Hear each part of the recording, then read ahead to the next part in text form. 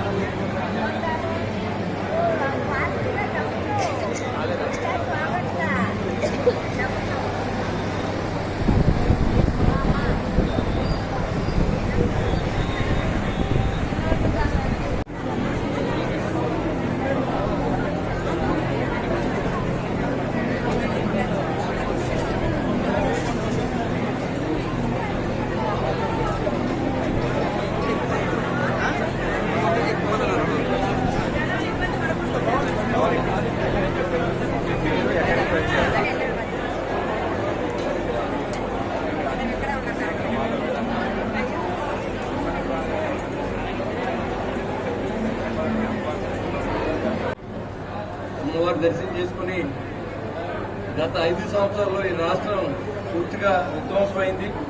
ఆ విధ్వంసం నుంచి కాపాడే విధంగా ఇవాళ చంద్రబాబు నాయుడు గారి నాయకత్వం, అదే పవన్ కళ్యాణ్ గారి నాయకత్వంలో, నరేంద్ర మోడీ గారి నాయకత్వంలో రాష్ట్రం అభివృద్ధి చెందాలని చెప్పి, రాష్ట్రం అంతా సుభిక్షంగా ఉండాలి, అందరికీ ఆయుష్ని ఆరోగ్యాన్ని ఇవ్వాలని చెప్పి అమ్మవారిని కోరుకుంటూ, మరి కూటమి ప్రభుత్వం ప్రజలకి మంచి చేసే విధంగా ఆ శక్తిని కూడా అమ్మవారు ఇవ్వాలని చెప్పి కనకదుర్గ అమ్మవారిని కోరుకుంటూ, మరి అందరూ సర్వే జన సుఖనోభవంతు, మరి అందరూ బాగుండాలి, అందులో మనం ఉండాలి, మన రాష్ట్రం ఉండాలి, మన ముఖ్యమంత్రి గారు ఉండాలి, ఉప ముఖ్యమంత్రి గారు ఉండాలి, నరేంద్ర మోడీ గారు ఉండాలి, మీరందరూ బాగుండాలని కోరుకుంటూ నమో కనకదుర్గ అమ్మవారు.